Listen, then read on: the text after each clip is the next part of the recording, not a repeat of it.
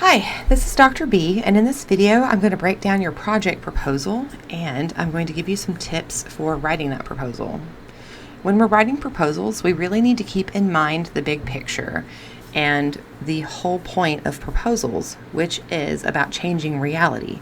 The idea is that there's some sort of problem in the world and it's causing negative effects. And we're writing a proposal to pitch an idea, a project, work of some kind that's going to solve that problem. And when the project is completed, then reality will be different and better in some way. All technical and professional documents are tools for getting work done. They are not passive informational documents. They're things that we do something with. The work that a proposal does specifically is solve problems. Whether it's a research proposal, a grant proposal, or a small business proposal, your job is to convince a reader that a problem exists, that you have a solution to that problem, and that you have a detailed plan to make that solution a reality. Whether it's a research proposal, a grant proposal, or a small business proposal, your job is to convince the reader that a problem exists, that you have a solution to that problem, that you have a detailed plan to make that solution a reality, and you're qualified to do the work. When writing a proposal, you're writing to a decision maker, either inside or outside of your organization, and you're seeking approval for your project. Every proposal contains these basic components, although depending on the specific proposal, some of these components may be separate sections or they could be combined into one. These are generic sections and they may be called something different depending on the specific proposal, context, or audience. The four basic parts of a proposal are the introduction, which contains your purpose, background of the topic, and a forecast of the document. The problem section, which contains a description of your problem with a problem statement, which we'll go over in a minute, and some sort of literature review. Now, literature review is a generic term that can comprise a lot of different types of reviews. It's not necessarily a review of scholarly work. It's just a review of previous work or designs on this problem. You also have a solution section, which is where you pitch your idea for your project and where you have a detailed plan for getting that project done, including a timeline, a breakdown of tasks, and who's going to do the work, and a conclusion. Sometimes the conclusion contains a budget, or it might contain any other kind of information that sort of wraps up your project and helps people to make decisions. So an introduction may be the first thing that a reader reads, but it's the last thing that we write as writers. And that's because it's hard to introduce something that doesn't exist yet. In the introduction, you want to clearly state your purpose in writing, and you want to establish the scope of your project and the document, and you want to make it relevant to your reader in some way. This is extremely important because proposals are persuasive. You can't take anything for granted. You need to explicitly tell the reader what this is about, why they're reading it, and why should they care. Essentially, you're telling the reader what they're reading and why. You also want to include any background research or information on the topic. This helps your reader to evaluate your proposal and your idea, but it also builds your own credibility. Finally, you want to do what I call forecasting or previewing the document, which lets the reader know what they can expect in the rest of the document. The next major section of your proposal is the problem. You cannot take this section for granted, even if you're responding to a call for proposals. Proposals are persuasive. Before you can argue for your project, you must first define the problem. Proposals contain problem-solution logic. Because calls for proposals are often broad, you need to redefine the problem in a more specific way that logically sets the stage for your own project. In most situations in the real world, you're also going to be competing against other proposal writers. And so how you define the problem is part of what sets your proposal apart from others. The two key components of this section are the problem statement and a literature review. Some proposals also include a user persona or some description of their users or stakeholders who are impacted by the problem and by your project. In the context of your project, what is the problem? Well, the broad topic or call for proposals I've created is keeping kids safe online. However, that is very broad. You'll have to narrow down the topic, then build a problem around that topic. So for example, if I wanted to create a guide on catfishing, I'd have to define catfishing. I'd have to persuade my reader that this is a problem that kids experience and that it's something that can be solved with my project. I'd have to do some research to find information on how widespread this problem is and what the effects are.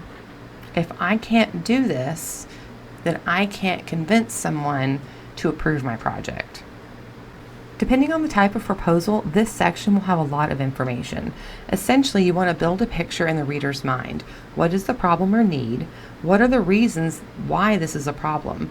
What are the negative effects of the problem? What happens if you don't do anything about it? Then you want to preview your goals for the project, which you'll go into more detail about later in this section. Be sure to establish the scope of the project. You can't do everything. What are the boundaries of your work? What part of the problem can you solve and what can't you? What will you do in your project and won't you, and why? Finally, think about how you'll evaluate your project. How will you know if it's been a success? In a business proposal, this usually includes milestones for 1, 3, and 5 years. In a research proposal, it will be criteria for determining whether or not the research questions have been answered. In a proposal, you'll also want to review any literature. Literature just means things that already exist out there on this topic. In an engineering proposal, this may be reviewing existing designs or solutions to the problem. In a research proposal, this is a review of the published literature that has been, researching this problem. You're highlighting what's already been done to solve this problem or answer this question, and then highlighting the gap or the need for continued work. The literature review answers the question, what has been done on this already? Why is more work needed? And how will this project build onto what has come before? In some proposals, the literature review is a separate section, like in the humanities.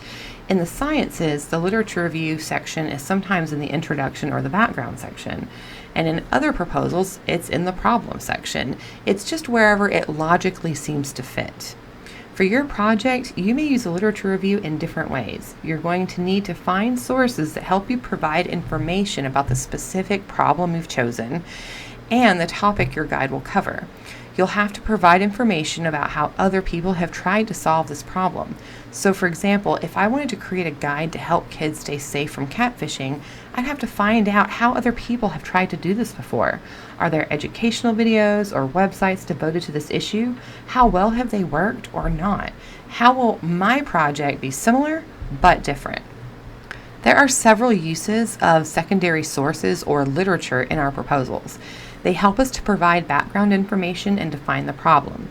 They also build our credibility because it shows we've done our homework and that we're knowledgeable about the topic. It also shows that we pay attention to detail, which makes us credible. Remember that you don't have to come up with everything yourself. You can find information to utilize in your project, and that information comes from literature or sources. The plan section of the proposal is the most important section. In writing, we assign more space to the most important information. So because the plan is the most important information, this will take up the most space of your proposal. There's an important saying in proposal writing: people fund plans, not ideas. Our plan is important not only for ourselves, so we can figure out what we're doing and how our team is going to get it done, but it's important to build our credibility for our reader. They're not going to approve our project and give us time and resources if we don't seem to have a clear plan for getting the work done. In this project, the solution is your user guide project. All right, so you are going to narrow down a problem and then you're going to propose your specific user guides as a solution to that problem. You have to give a very detailed preview of your guides, but also discuss how exactly this solves the problem that you've described earlier in the proposal. So you want to make sure that they align, that however it is you've built your problem and its negative effects, you want to make sure then that your guide seems to be a logical match as a solution.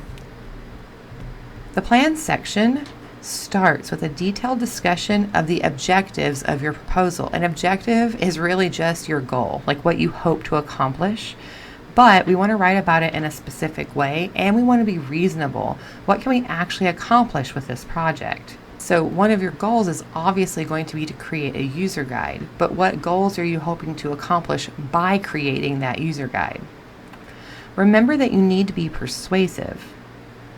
You need to convince someone that your project is a logical solution to the real-world problem. You need to show your reader step by step how you will complete this work.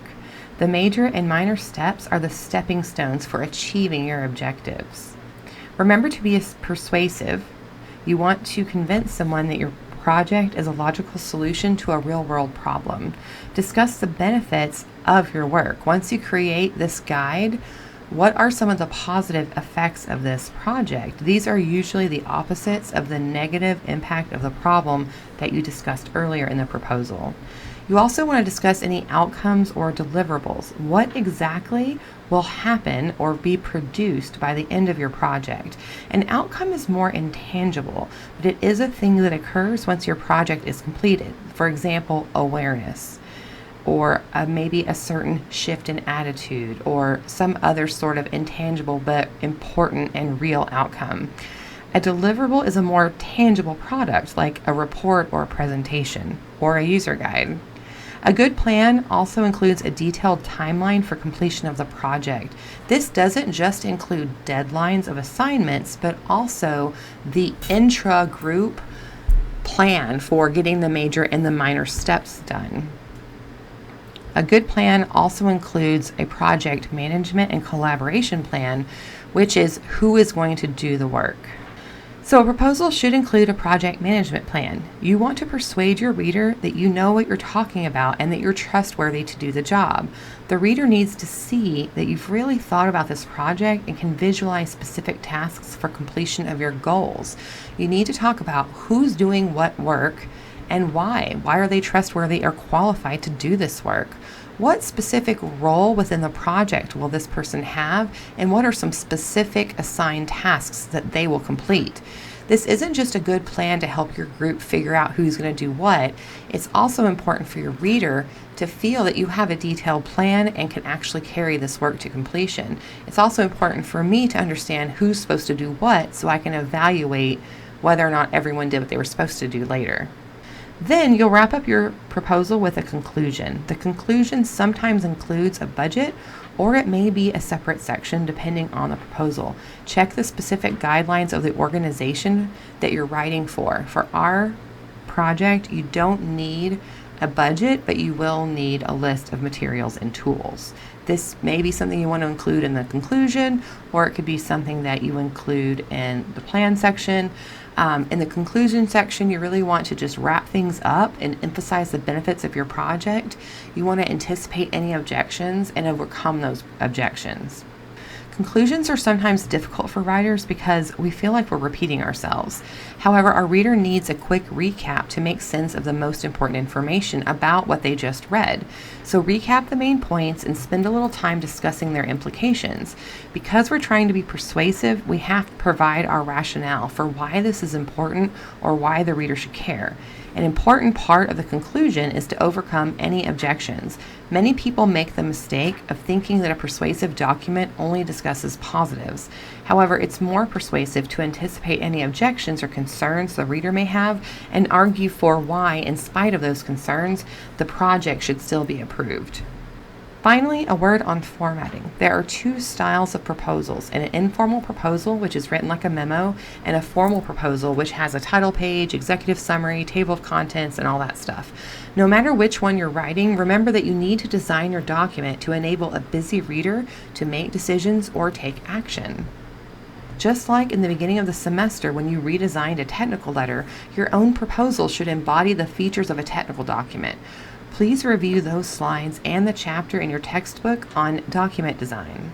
Please reach out with any questions that you have. I'm happy to brainstorm solutions or offer feedback at any time. And remember, please check the proposal resource page for other resources that I've posted. A lot of the slides on things like problem statements and literature reviews will be more detailed information about stuff that I've discussed briefly in this proposal video. I also have some other resources here that offer more details on proposals. I have some examples of previous student work. These are more formal proposals, but they're excellent examples of really good proposals. And also I have some other things here that might be useful to you. Thanks.